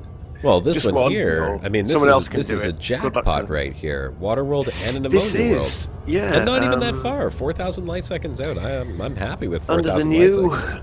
Under the new system, that's probably worth $1 million, actually. You know, it's kind of funny because anyone who flies in the bubble would go, 4,000 light seconds? Oh, man. I know. Oh, man, really? 4,000 light seconds? And I'm like, 4,000 light seconds? Sweet, that's like that's less than a minute. Just pop that in. Can't complain. And a little metal content moon as well. I'm curious to see if if that water world is terraformable, though. Yeah, that would be good, because that's worth even more. Even more. Let's see.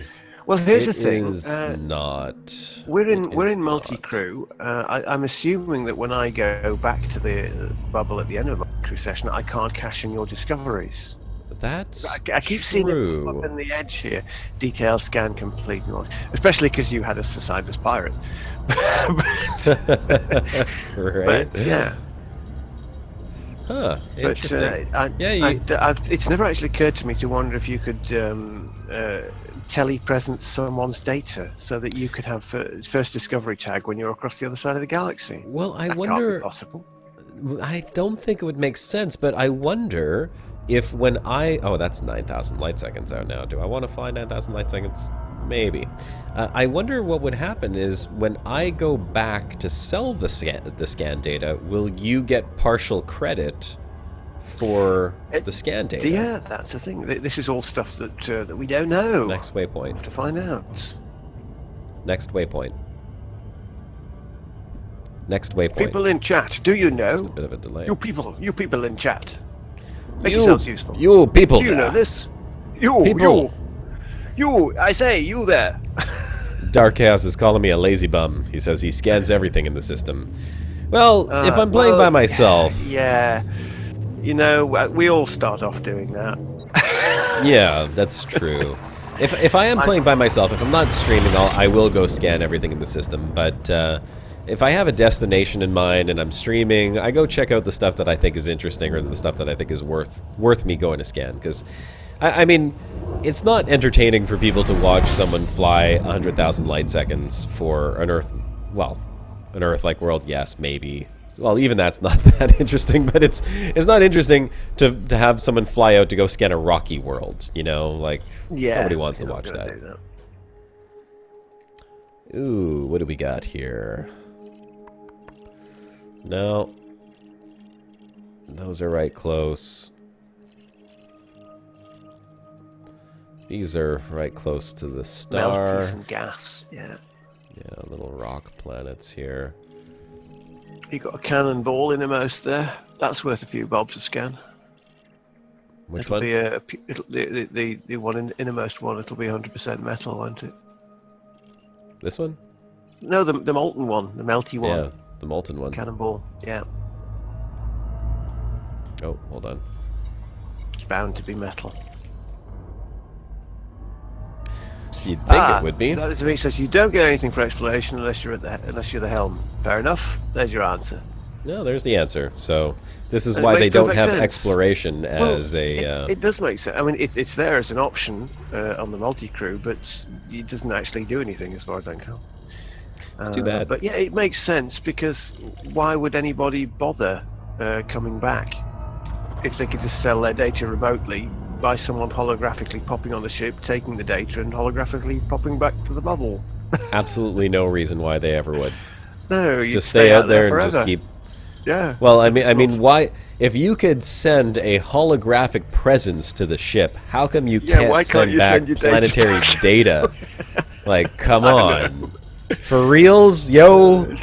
Like Doctrine Voyager, you know, just here, take this data back with you. I mean, it's a program. The hologram has to have, and apparently it has very low latency too. Yeah.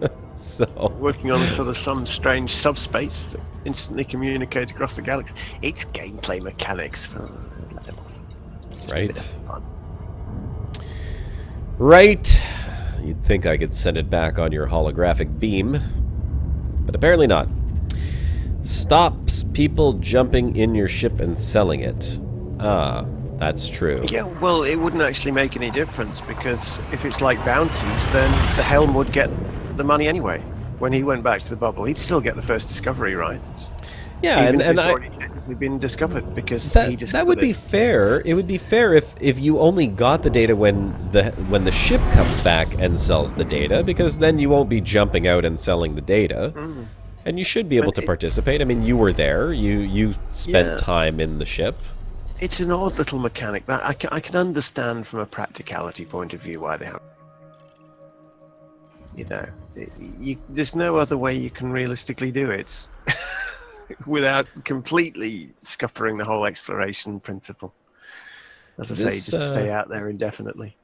This gas giant's got some nicely colored variety of moons here. And this second gas giant that it's in binary with has one that looks like it has like those blood red canyons. Kind of want to go check that out. Other than that, go look at these here. Scan those for some data, since it's right close here. And where is the binary? 1500 light seconds out. Well, we could go check the moons, I suppose, or I can just keep jumping. Probably better to just keep jumping. But you could get a quick grumble in and say that they're going to revamp the bounty system so that instead of like 50%, which is what they're giving for most of the ranks now, you get 80% if there's a rank discrepancy. That's what it seems to be mostly across the board. And yet you still get nothing for exploration. You got nothing before, you get nothing now. You know, go away, you explorers. We're not interested. Sindri Fagerhall saying, I hope they add exploration with SRV soon. I'd love to see geological samples. Yeah, that is something. I mean, right now you can get exploration rank for driving in your SRV because driving in your SRV counts towards it. But very there's slowly. Very slowly. I don't know how much I've driven in my SRV. Let's see. I could probably see that under my stats. My number is a little bit distorted on Turgeon because I fell inside a planet once. And I left myself to see what would happen if I fell to the planet's core. And I actually fell to the planet's core, through the core, and to the other end of the planet. But because it's modelling proper, well, it's proper physics, it shouldn't be in a planet. But, you know, the correct kind of gravity. I nearly made it to the far side of the planet, but not quite enough because of the momentum, and then bounced all the way back again. So, and that was counting as my driving. Well, I've driven 395 kilometers. Several times. 395 kilometers. Yeah, you must have driven more than 395 kilometers. You must. In my SRV? You must have. No. Mine's up in the megameters. You must have driven more than that. Well, no, because I left on this exploration trip very shortly after Horizons launched, which is when we were able to finally land and drive around in the SRV. But I spent the first 6 months just flying. I didn't really do any driving. It was only when I got tired of flying around and looking at planets that I was like, maybe I'll go land on them now. And if I landed, it was usually just a very quick jaunt, you know, get on the SRV, go collect some of the materials, and then go back to my ship. It was for very specific purposes. So I didn't do much driving, really. Not a whole lot of it. Although 395 kilometers is still... It's still a decent amount of driving.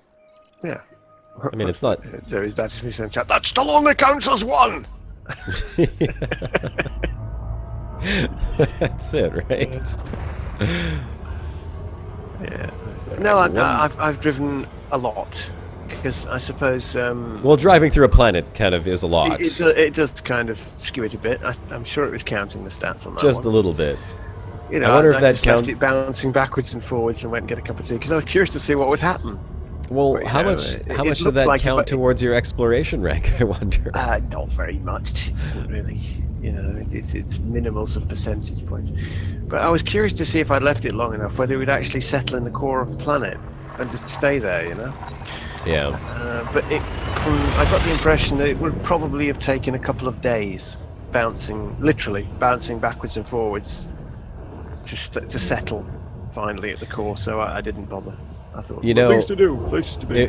It would be a very easy way to raise your exploration rank if you just left the SRV bouncing back and forth. You know, leave your game on, walk away, come back a week later. Not so easy to find a planet to drive inside these days, though, because that one was it was a weird double crater that Stellar Forge had obviously had a bit of a fit when it was rendering. 2 huge craters superimposed, and the edge, it was like it had been cut with pinking shears. You know, it was triangular. Jaggy bits, and at the bottom of that cliff, if you just drive into the bottom of the cliff, you just went straight inside the planet.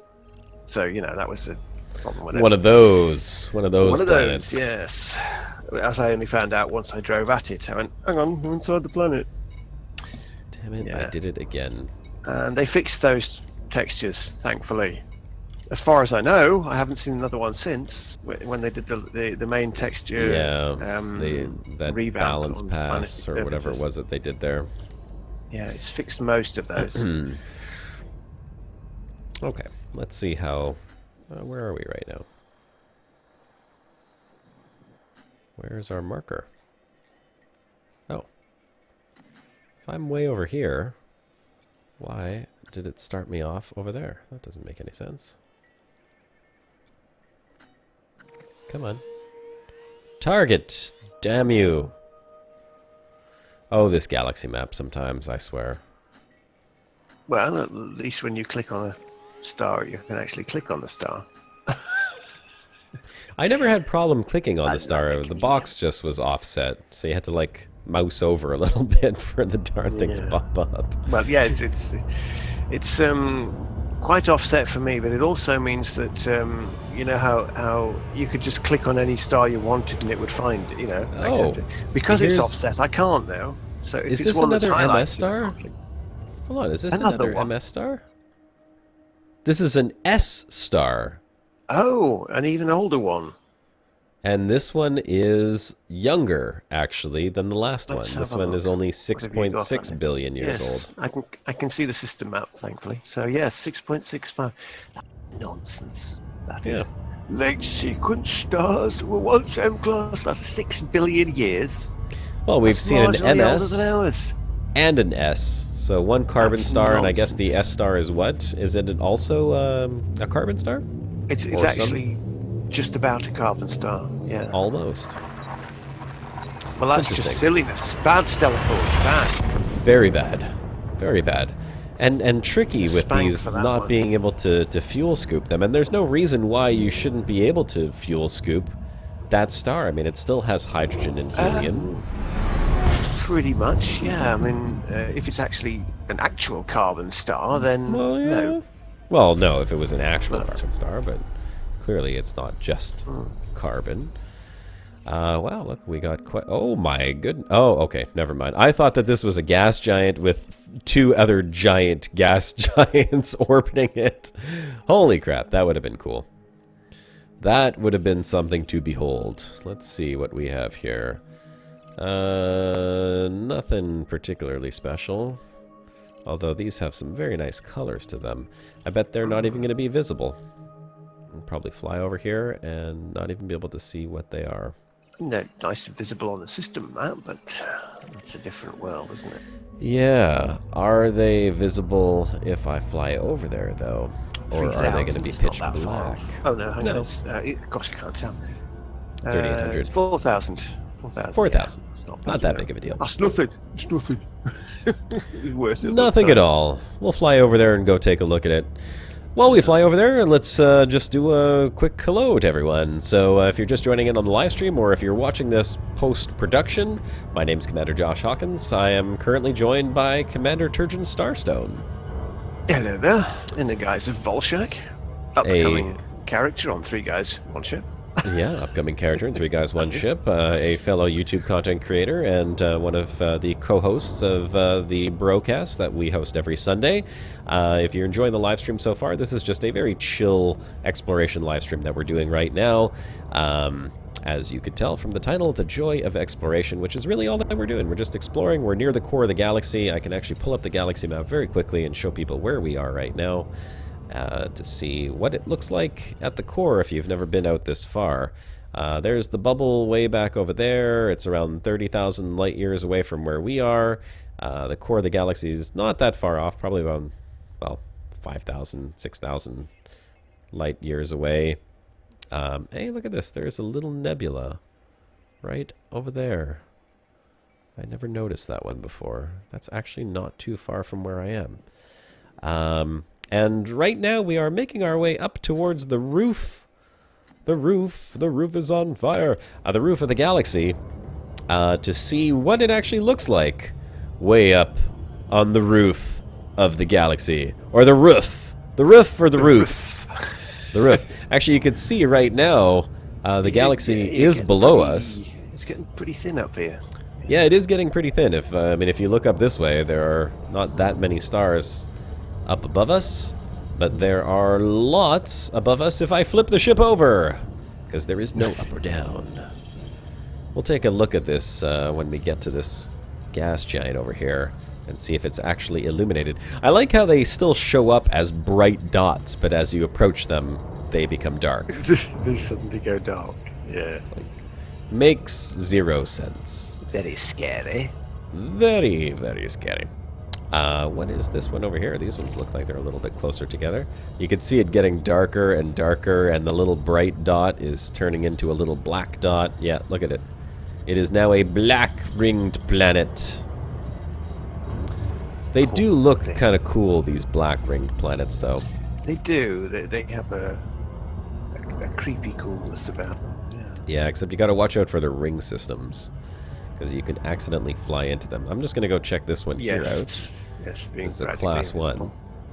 I do know that it has rings around it, although it's very difficult to make them out unless you can see it silhouetted against the backdrop of stars. So I'm going to fly onto the opposite side so we can actually see the Milky Way galaxy down below us there, and it'll give us a nice silhouette of how dark this star is, or this planet is. And this is what happens when you have a ringed planet in a system with a black hole, which is what is orbiting, or what is sitting at the center of this star system right here. External camera. What's that? 270 light years up from here, there's a neutron star, so that must be getting toward dodgy territory up there. There's a few black holes there, but yeah, there's quite a lot. Yeah. There are going to be more and more as we make our way up there, more neutron stars. But it is very interesting to look at these planets with no illumination. Just shadow. It's a shadow of a planet. It's too bad that the ambient light doesn't give it... Oh, look at that. That's kind of cool right there. You got these two black planets just silhouetting against the backdrop of the cosmic blanket of stars there. And where's that other one? The little tiny one off in the distance. There you go. Just beyond it. Interestingly enough, that one that you can see off in the distance, when I look at Saturn through my telescope, and I mean in real life now, that's about as big as I can actually see it, even with my highest magnification. That's about the detail that I'll get on the rings. You can actually see like the little handles popping off the planet, and sometimes I can see the shadow off of the planet itself. But we are... Yeah, it looks like about 400 light years up. It's a large block of neutrons. Well, we're going to keep going up. Yeah. We are going to keep going up. Let's see. Any more supersized stars around here? Any giant stars? Viable. Oh, what's that one? That's a long distance off. I don't know what that is. Well, let's go up and up a little bit more. Oh, here's another giant star right over here. Actually, there's two. I have no idea what an I see a whole bunch, as a matter of fact. E8-6 star is. An AEBE? AEBE8. It's Herbig. Ah, well there you go. That's 558 straight up from you. We will eventually get there, actually. I don't know if we'll make it there today, because I have probably 20 minutes or more before I'm going to close out the live stream, but I have a bit of time to go check out a few more of these giant stars and a couple more black holes and maybe a neutron star or two. The neutron stars, unfortunately, I haven't had too much success in finding interesting planets orbiting neutron stars. I'm sure they're out there. No, they're not very common. I mean, I found one about 400 light years from Colonia on this character when I was going back there. And it was a neutron star with an Earth-like, an ammonia world, and a terraforming candidate, and an ice planet around a neutron star, and that was all it was. In new money, the whole system would probably be worth about 2.5 million. We have a water world here. About 300,000, 200 to 240, I think it was. Its first discoveries, but now that would be worth 2.5 million. So if you do find one that's got stuff on it, it's worth it financially, which it never used to be. Nowadays, it's much more worth it. I'm very happy that they finally did that, though. You know? I am, yeah. I just wish they'd done it 2 years ago. Yeah, well, that would have been very nice, but unfortunately, they didn't. And now all the new explorers are going to be rich in a matter of a couple of weeks because they'll go out and farm neutron stars for 2 weeks. Yeah, and they won't appreciate what it's about. Because it's nice for the money, but it's kind of what the exploration actually is, and that's a bit sad for people that have just gone into it looking and they now think it's just a thing for money. So Jay Funky just joined in. What's up, Jay Funky? Welcome to the last 20 minutes. Sometimes referred to as the best 20 minutes. But yeah, I have a feeling that there's going to be a lot of neo-explorers kind of going out now and going, well, I don't need to go to Beagle Point because Beagle Point's been done, so I'm just going to go straight up and farm neutron stars and get rich and then go back to the bubble. Yeah, and then with my newfound exploration rank, I can get higher-paying passenger gigs and scan gigs in the bubble, and you think, oh, that's sad. That's sad. Well, the passenger gigs are kind of cool. So you can get better ranks. I wonder what if there is any, a passenger mission to Beagle Point. Imagine that, the payout for that. I haven't seen one. I've seen some that are in like the other side of the core, but just other side of the one core. or two. Okay, Yeah, well that's pretty one or far. two. It is. It's crazy far. What was that, like 50 million, 60 60 million payout or something like that? Yeah. They pay pretty good when you get that far out. Josh Hawkins is the Columbus of Elite Dangerous. Elite Dangerous. Not quite. Not quite. He's more like the Livingstone of Elite Dangerous because he never comes back. No, I just never come back. He's out there forever, and someone has to go up to him and say, "Commander Josh Hawkins, I presume." In the middle of nowhere. I'm banking. That's what I'm doing. I'm banking my exploration data. Next waypoint. Oh, I don't have a waypoint. Hang on a sec. I'm going to set a next waypoint. We're just scanning and making money right now, working my way to Elite. I do have a waypoint. Why did it not go? I guess it did. There's a bit of a delay on my voice commands right now for some reason. Lieutenant Maple Syrup. Is that Lieutenant Maple Syrup or Lieutenant Maple Syrup? Canadian, so Lieutenant. I don't know because I'm not a military guy. Don't guy, kill all the aliens with foreign diseases. Commander Livingston. Yeah. What did he suffer from? It was something awful too, wasn't it? Yeah, he's a bit of all manner of weird rubbish out there. Well, let's see. Here we go. Another giant star. Which space is cool out here? Roll the dice. I've got to say, you see the nice swirly stars more because you're nearer the core. That's nice. Nothing right up close. Again, nothing at all. 630 light seconds is the closest planet. Boo! Another M with. Oh no, it's not. No, it's a giant, isn't it? This one is a red giant, just a plain old normal red giant, which means we can scoop it, which we will do right now. Actually, we don't even need to scoop. Let's just go ahead and pick our next destination. This is what I don't recommend to people to do, which is leave your ship fuel scooping when you go to the galaxy map. Not really advisable. Do as I say, not as I do. Well, I could tell you what the temperature of the hull was from my second display here, but I couldn't actually watch the fuel skip. Well, yeah, that's But you the only didn't go reason I above can do that. 60, so that's cool. I did? You didn't. You didn't go over okay. 60. So I was that's just skimming the surface of the star, so... Right, I'm off. See you soon, Commander, says JJV. All right, well, take it easy, buddy. Thanks for joining in, and we'll catch you next time. Let's see what else we got out here. Robert Mead, a few weeks ago, I was out in the black going to BP in my cutter. 11,600 light years out, I belly flopped at a planet, and that ended that. So I sold the ship and just kept its heart. Aww. That's sad. That's a tragic tale. It is. One of the reasons why I am at 40% on my ship's hull is because I spent a considerable amount of time crashing into things on the surface of planets. The shiny. Yes. Oh, look at that your nemesis planet out here. In fact, the largest chunk of damage I took was my very first chunk of damage I took.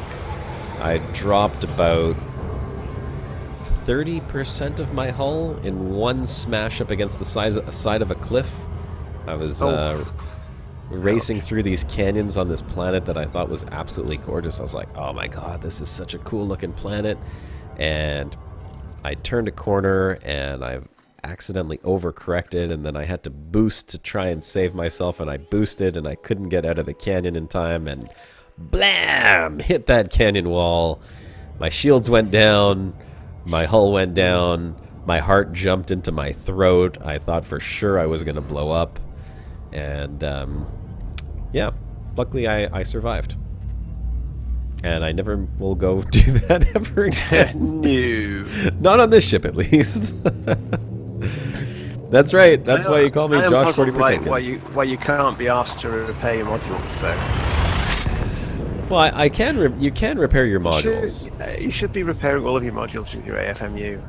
Well, just because. I've used up most of my AFMU's charge, and I've refilled it once or twice already. But there's only so much you can do without having to stop and collect all the mats, right? Yeah, but it's not that bad. Let's see what we got here. What's it take? What's it actually need? Nickel, zinc, chromium, vanadium. They're not. The vanadium is mildly annoying, but the others are relatively easy. I think that's what I was a little short on, was the vanadium, and I was getting frustrated. I was like, you know what, screw the vanadium. Why do I need to repair my modules anyhow? Yeah, you get 3 from everything these days. So. Yes, that's true. See, now everything is better than when it was when I first started. In the old days, you only get 1, it's not worth driving around a planet for 1 piece of vanadium. Well, that's you it. Get 3, so it's not that bad. Nowadays... So what do we want to go to here? Black hole, neutron star. What's worth more, black holes or neutron stars now? I don't know. Chat. This is like, you know, our friend in Millionaire. Come on, chat. Which is worth more? Who can tell me? Is a black hole worth more than a neutron star in scanning, or a neutron star is worth more? I have a chart somewhere. Stun flying through a Farragut doesn't work in an exploration-equipped ASP either. No, I'm sure it wouldn't. I hope they had the ability to spacewalk and manually repair the hull. See, that would be awesome. And we did see in the concept art that they had a guy in EVA floating outside a ship with, like... Well, there was damage to the hull, and it looked like he was repairing it alongside a little drone. So... Let's see... Looks like black hole. Let's see this chart. I'm looking at ADS and DSS. Yeah. Oh, look, we got a neutron star orbiting a black hole. 60,000 for a black hole, 54 for a neutron. So it probably varies. They can probably be the same depending on the parameters. Well, fortunately for us, we have a black hole and a neutron star right over here. Neutron star orbiting a black hole. So we'll go scan this neutron star. Actually, it's 3,800 light years away. or light seconds away. It's almost not worth flying out to that neutron star. 100 and something they are together. Yeah, but I could just jump to another one right now, and like that's the problem with neutron stars. If you have to fly 4,000 light seconds when you can just jump to the next one, it's not really worth it. True, but the point of it is, how often do you see a neutron star and a black hole? Except, well, not often, but these ones aren't, like, you don't even see them. That's why I'm sad about it. If you could actually see them, if they were close to each other, like a nice binary, that would be great. But you can't see it. Look, there's the neutron star way over there. Technically a binary. They are a binary, because they're orbiting each other, those two. They're at the center of the system. I'll get the scan data for it. I won't get the detailed surface scan data for it. That's okay. I'm okay with that. Well, then I'll very much this if one. you do that. Well, it's all good. What are they worth if you just do that? I'll dig out my chart again. Where is it? Put it down. There Black it is. hole, just taking a guess. 6,000 credits. You're in the money if you're in the money. 25.8 for an ADS and for a black hole, and 22 for a neutron. So okay, well, roughly half. You get double for discovery scanning. Nothing fantastic then. Yeah, it's not like woo, look, woo, I've got one of these. Woo, it's not working out. All right, let's get the next target here and keep moving. The only ones that are really worth it are the ones that should be really worth it. The ammonias and the earth-likes and the terraformables. And bizarrely, some rocky bodies if they're terraformables. But only ones that humans are interested in, that's the point. Only planets that people are interested in that are worth money. Yeah, that's it, right? All right, let's makes sense because people are paying you. There. Yeah, they want to know that. Well, when I set off on this exploration journey originally, my goal was to scan Earth-like worlds and bring the data back because I was gonna get rich off of selling Earth-like world data. You know, okay, this is where we can go in the future. Of course, that's the role-playing side of my story. Yeah, that's what I wanted in Frontier Elite 2. I always thought, oh, why can't you do that? That's what I want. And now here Rogue we can. 9 for 9, take it easy, bud. Yeah. Thanks for joining in. Oh, and there's my wife calling, so let me just take this call real quick. She's telling me that she's finished her class. I'll be right back. Did she tell you that in French, though? Mon classe est fini.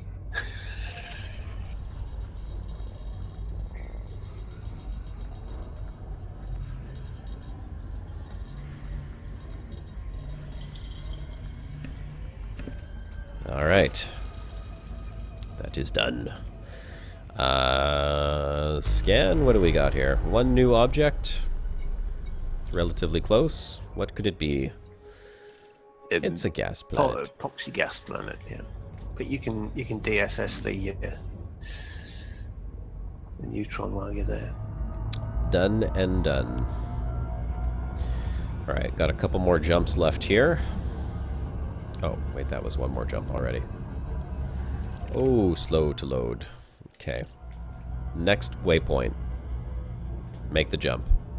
Jumping to light speed. Where is that neutron star? I can't even see it.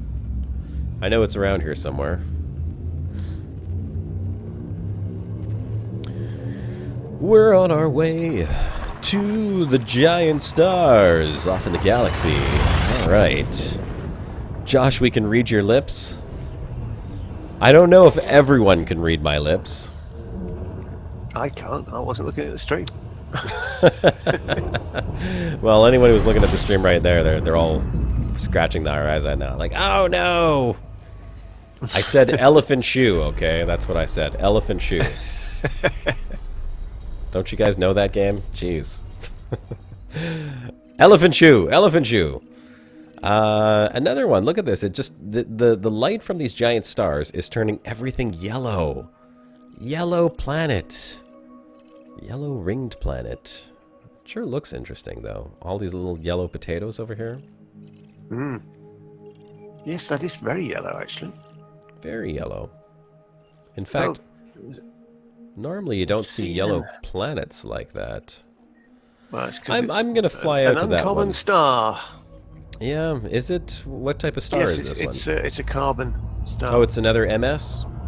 No, it's a CN. A CN, like an actual... CN carbon star. A CN carbon star. That's why it's putting this sodium-coloured light out. Well, let's go take a look and see if the planet actually is yellow, because that would be pretty cool, a yellow ringed planet. I haven't seen a yellow ringed planet before. Ordinary coloured, but... Holy cow, it's a yellow space snowball! They're just lit by sodium. Hi, Mark Humpage. Humpage? Hump age? Or Humpage? I can't tell. I don't know what it is. Or is it Hugh Page? Welcome to the stream. Welcome to the joy of exploration.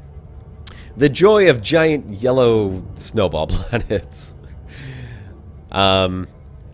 Maybe this is in the Ursa Major, or no, the Canis Major constellation. Came by and had a little wee on this planet. Let's see what it looks like. We're very close now. We're very close. We're approaching the yellow planet. Let's see if it's actually yellow. Or if that's just a system map. Thingamajiggy-bobber. Sometimes the system map is like that. And it I was gonna say it pisses me off, but really, I can't say that any yellow planet system. Come on, come on. Come on, we're getting there. External camera. Let's see. No, I thought that would work. Still can't see it. Cockpit view. I was doing the zoom in on the camera, Turgeon. You know? Oh, yeah. But that does not actually resolve it. It just literally zooms in. It doesn't look yellow. It looks kind of brown. Yeah, well, that's kind of what we expected, unfortunately. Unfortunately.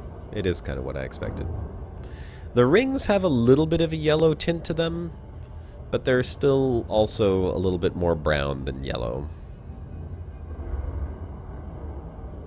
Yep. Not yellow. Unfortunate. Well, you know, there are those little yellow moons, like those little sulfur moons that orbit gas planets sometimes. I was kind of hoping that this would look like that. Alas, it does not.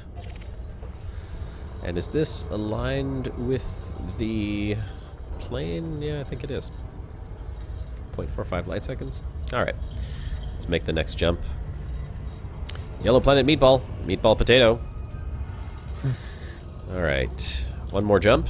Let's see. Can we squeeze in one more jump? What do we go for? Neutron star or black hole? What do you want to see, guys? Neutron star or black hole? Put it in the chat real quick like. Neutron star or black hole? Or another giant. Or another giant. Well, they put neutron star or black hole. Ooh. This is a neutron star binary, looks like. Oh, Neutron right. star? That's much more interesting. Neutron star binary. It's not a very close binary, though. You want them to crash into each other and start making a lot of gold or something, I don't know. Let's see if I can find a tight binary. Tight like a tiger. Oh, it means there's an O star. That's what you need to find. Oh. Oh. Oh. Oh star. There's another neutron binary. Those two are right close to each other, too. 25.71. Neutron binary sounds fun. I want a proper neutron binary, though. Not a crappy one. Oh, there we go. That's a closer one. Okay, let's go there. Let's go. Make the jump. Jumping to light Impressed by speed. that strange sodium light on the system map. Oh, wait. Why does it say it's a K? That's not a K-class star. Hold on a second. Oh, okay, because it's two jumps. It's two jumps to the neutron star. That does make sense. Okay. Alright, we'll jump to the K-class star and scan and honk and jump. It's Omar! What if the binary neutron stars are how the yellow planets are made? What if they are? Then that would be really cool, I suppose. Alright. Honk, jump. Honk, jump. Only 2 things in this system. That's okay. We'll continue right along. Yeah, chopped. And when we get to this neutron star, we'll get a last look at the galaxy from quite a distance up now, I'd say, and see what it actually looks like from this range. Alright. Last jump, folks. We're going to take a couple of looks at this system, and then we are going to call it a night for the night. For the day? Call it a night for the day. Yeah, call it a day day night. for the night. Twilight thing. We're going to night the... No, it's not... We're not twilighting. It new. No twinkling vampires here. Oh, wow. Sparkles on them. That is a bright one. Oh, that's not a neutron star, is it? It's a white dwarf, I think. I think it's a white dwarf. Because it's very bright. It looks much brighter. Yeah, and it's got lazy tails. Yeah, they're not spinning. And survey says... Yep. DAB, white dwarf star. White dwarf it is. Yeah. What else we got in the system? Oh. Oh. 2 gas and ooh. Well, it was a Nice. binary, It's but a nice world. yeah, nothing particularly special here. All right, so it's nice 2 that gas bags and a snowball. Right. then we ended with a white dwarf. I thought it was a neutron star, but I didn't actually check. So let's do this. External camera. External camera. They're pretty though. How about I press the button myself? Hmm. Just gonna They are fly away pretty. from it a little bit.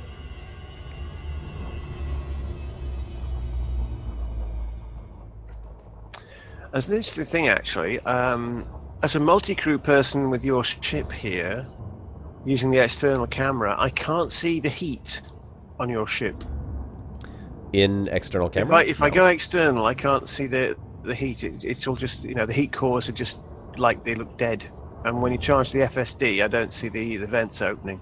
That's curious. Whee! We'll have to remember that for the future. Oh, that's Can't take that interesting. as read that we can't use that. I never knew what the stabilizer did. Now I see what the stabilizer does. That's,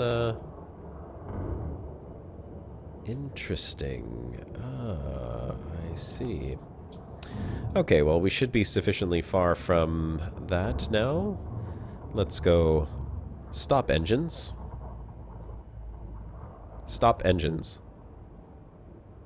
Yeah, Why is she not but this- listening to me? She never listens to She me. never does. Astra, can you hear me? Affirmative. Awaiting further instructions. There's a bit of a delay on that. You knew. Stop engines.